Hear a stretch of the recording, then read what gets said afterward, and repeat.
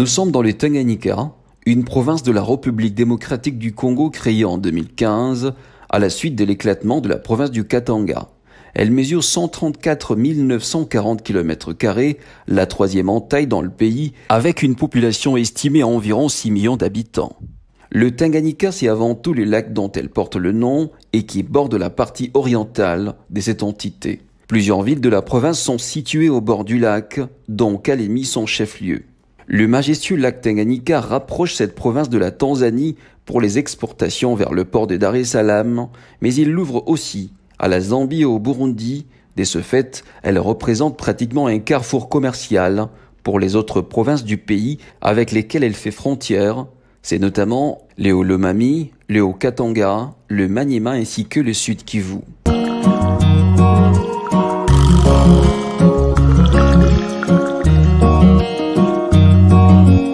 Le lac Tanganyika est connu comme étant le plus profond du monde. La pêche artisanale à elle seule représente une bonne part des revenus de la région.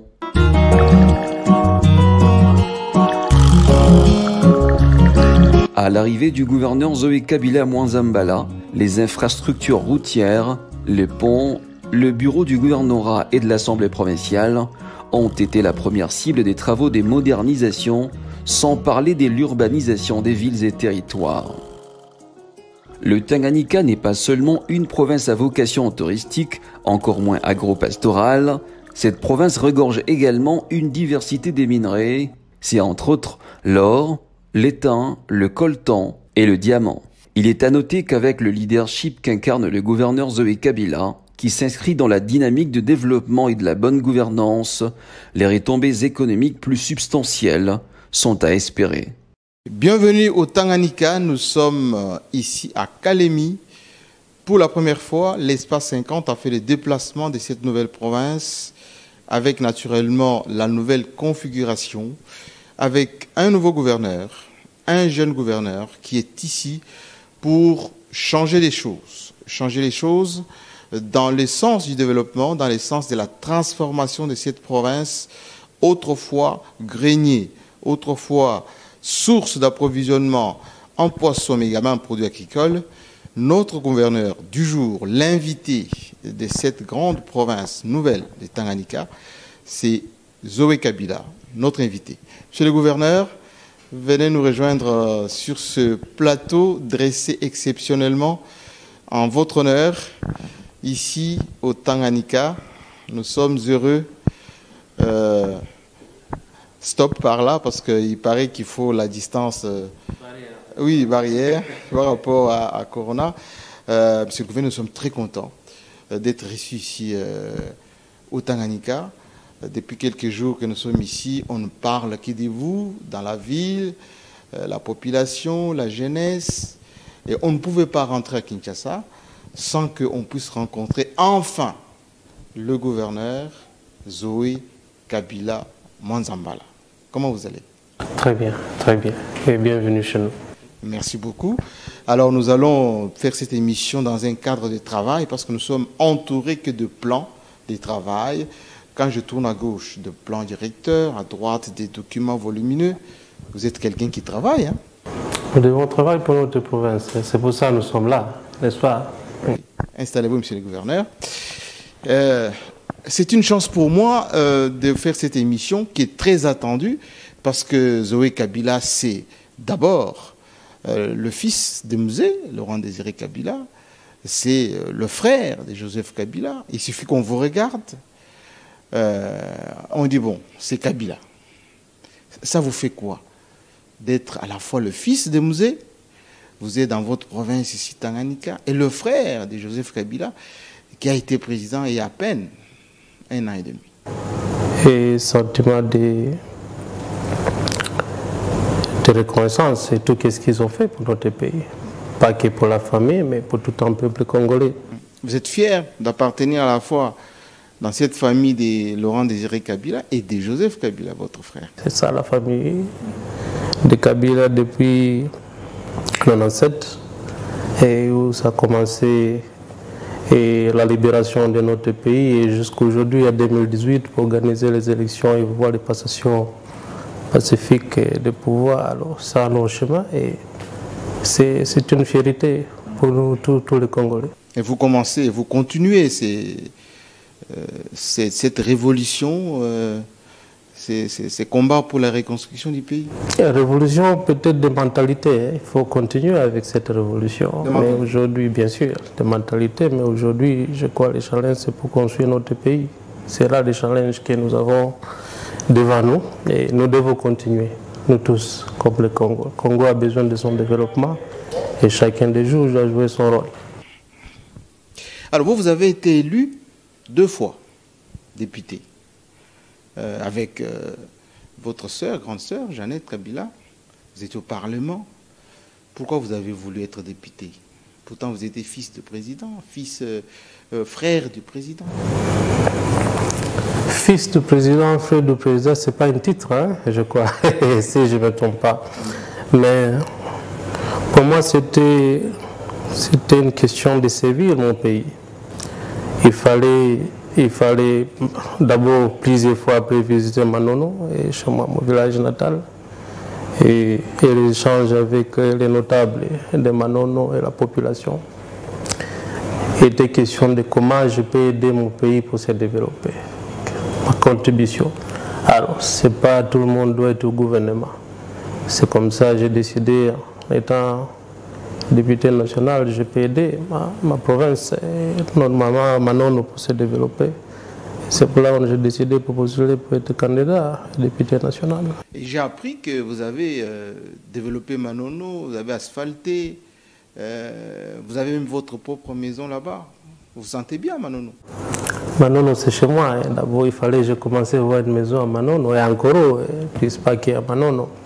Oui, c'est pour ça que j'ai postulé pour être député à 2011, pour qu'on amène ces changements, le développement. Il y avait plusieurs challenges et j'avais promis à la population de Manono pour trouver certaines solutions. Certaines solutions, comme vous savez, nous sommes dans une zone minière, alors il fallait trouver des partenaires pour amener à Manono. On a trouvé aussi des solutions pour certaines infrastructures au niveau de Manono, notamment comme vous avez dit, on a asphalté quelques routes au niveau de Manono, mais aussi pour trouver une solution par rapport à l'accès pour aller à Manono. À Lubumbashi, à passer par Likasi jusqu'au Manono, c'est à cause de, bien sûr, la situation minière aujourd'hui, la route de Likasi-Manono, on a tenté de réfectionner. C'est pour ça, moi je crois, une des raisons, je suis décidé pour être député national. Alors, député national, 2 mandats. Aujourd'hui, Zoé Kabila est gouverneur de la province de Tanganyika. Votre province d'origine. C'est une fierté ou c'est un challenge encore? C'est un challenge, hein. C'est un challenge. Bien sûr, il y a plusieurs défis à relever et c'est un challenge. Comment vous comptez faire maintenant? D'abord, quand vous êtes venu, vous avez trouvé cette province comment? Depuis quelque temps, on parle que des nouvelles Eldorado, les Tanganyika avec les lithium. Depuis qu'on est dans la ville, on voit des routes, l'aéroport. Ça bouge énormément.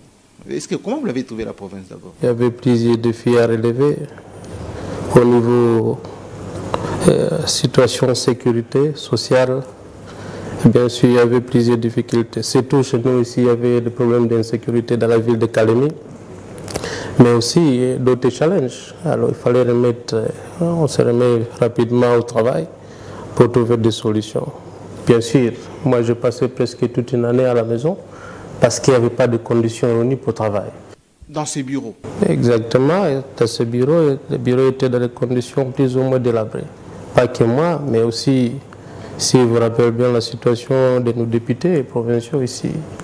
Alors il fallait trouver des solutions rapidement pour qu'on se mette des conditions, un minimum de conditions de travail.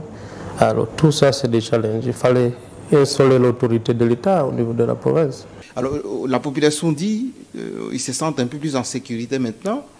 Vous avez mis fin au braquage qu'il y avait ici, il y avait l'insécurité. À Lubumbashi, un peu à côté, je ne demande pas de juger les autres, mais c'est un peu plus grave là-bas qu'ici. C'est quoi votre magie, le secret de Zoé Kabila d'imposer la discipline au Tanganyika à Kalemi? C'était quoi? la chicote? Il y a pas, non, pas nécessairement, mais c'est une détermination. Il faut voir la détermination. Il faut voir cet esprit de vouloir changer les choses. Et avec les services, bien sûr, de sécurité, nous sommes déterminés. On a tout fait pour faire en cette sécurité. Mais on dit que vous sanctionnez plus rapidement et avec beaucoup d'autorité. Hein? Bah, si nous voulons avancer dans notre pays, il faut des sanctions. Il faut sanctionner. Pas l'impunité. On fait le maximum. Et il faut sanctionner parfois. Vous êtes quelqu'un d'autoritaire, d'après ce que les gens nous disent ici. Pas de corruption, pas de trafic d'influence. Chez Zoé Kabila, on ne blague pas avec l'État. Mais qui veut absolument dans son pays, quand même, pour voir la corruption et le trafic d'influence? Et moi, je crois qu'on attend de chercher de bonne gouvernance. C'est ça que nous faisons ici depuis notre arrivée. On a réuni une majorité des animateurs des institutions et on a donné notre philosophie que nous voulons dans la province. Et petit à petit, on attend des reçus de ce côté. Alors, vous avez commencé à faire des choses ici, les routes, l'aéroport. On parle même d'ailleurs ce qu'on appelle du nouveau port qu'on va installer. Mais juste à côté ici, je vois un bouquin là, trop épais comme ça. C'est quoi? C'est le projet de nouvelle ville. Et vous savez, depuis l'indépendance de notre pays, moi je ne connais pas même une province où il y a des plans d'urbanisation. Alors, moi je crois qu'il est important pour voir un plan d'urbanisation, surtout avec Kalemi, et Kalemi qui est connu comme les villes à vocation touristique. Il faut commencer à arranger. Il faut changer des habitudes, c'est comme ça, changer de mentalité. Alors, nous sommes optés pour offrir notre province un plan de développement, un plan d'urbanisation, et c'est ça les résultats. C'est un plan directeur où vous allez faire quasiment une nouvelle ville. C'est toute une nouvelle ville, hein, c'est toute une nouvelle ville. Et je crois plus ou moins 6 000 hectares. 6 000 hectares 6 000 hectares, mais il y a première phase, il y a deuxième phase et troisième phase. Nous sommes encore dans les phases des études. Et bientôt, j'espère, les experts vont terminer. On va regarder comment appliquer. Alors aujourd'hui même, nous avons couvert ici un reportage. Vous êtes en train de doter cette province d'une cimenterie. C'est pourquoi faire? Une autonomie, une certaine indépendance vis-à-vis de l'étranger, mais également d'autres provinces comme le Nord et le Sud-Kivu? Pour développer un pays comme un autre, nous avons besoin de beaucoup de choses. Et parmi ces, c'est les cimentières. Et aujourd'hui, le Tanganyika, on attend d'importer à travers la Tanzanie et aussi du Zambie. On a trouvé une cimenterie, ancienne cimenterie qui était plus ou moins abandonnée depuis plusieurs années. Alors il fallait chercher comment on peut les remettre en fonction. C'est pour ça, depuis mon arrivée ici, on a cherché des partenaires. Heureusement, il y a ceux qui sont répondus positivement. Et aujourd'hui, je crois, si je ne me trompe pas, vous l'avez vu, ils sont arrivés. Demain, ils seront au niveau de Kabimba et pour visiter. On va voir. J'espère que le projet peut aboutir. On sait que M. Zoé Kabila, c'est un homme des réseaux, beaucoup de contacts. Vous allez mettre à profit maintenant toutes ces relations au niveau des affaires pour que cette province connaisse un développement rapide. Ce n'est pas d'aujourd'hui, c'est depuis que je suis député, je sais faire la même chose pour aider mon pays, pour se développer. Alors, on va terminer cet entretien sur quelque chose de beaucoup plus global. Je parlais de Mzee, Laurent Désiré Kabila, je parlais de Joseph Kabila, votre frère. Aujourd'hui, vous êtes à la tête de cette province. Vous comptez apporter quoi à ce pays, la RDC, ces grands pays? Moi, je crois que mon souci, c'est le souci de la majorité des Congolais. C'est pour développer notre pays. Alors, ma petite contribution, et c'est pour faire développer la province d'abord du Tanganyika. Et on voit une province où la sécurité règne, où la province se développe. On voit une jeunesse active dans le développement de notre pays. Et il y a beaucoup de choses à faire, la construction des infrastructures, des écoles, des universités. Alors, c'est ça l'espoir de la majorité des Congolais et je porte de mêmes espoirs. C'est ça qu'on attend de faire aujourd'hui pour chercher des solutions et surtout pour donner le pouvoir d'achat à la population. Parce que c'est eux qui doivent payer les taxes. Alors, si la pauvreté continue, et le gouvernement, bien sûr, il y a le problème de le côté des taxes. On a besoin de développement de notre pays. Alors, on ne peut pas développer le pays s'il n'y a pas de sécurité. C'est comme ça qu'on est arrivé, on a mis beaucoup d'accent sur la sécurité pour voir la stabilité. Et aujourd'hui, il y a des résultats. Il y a pas mal d'investisseurs, ils attendent de visiter le Tanganyika. On espère. Et certains projets, comme cela des cimenteries, nous avons les projets du port. Et il y a les barrages de Bendera aussi. Aussi, il y a les projets des infrastructures pour relier Kalemi avec d'autres provinces. Comme vous savez, nous sommes entourés par 5 d'autres provinces. Alors pourquoi pas, quelqu'un peut prendre sa voiture à Kalemi et aller dormir dans notre province. C'est ça mon souhait et c'est ça que j'espère. Alors anecdotiquement, quand on arrive au gouvernorat, c'est propre. Vous avez une escorte toute blanche. Vos installations, c'est impeccable. Vous êtes un homme qui aime quoi? La propreté, la rigueur.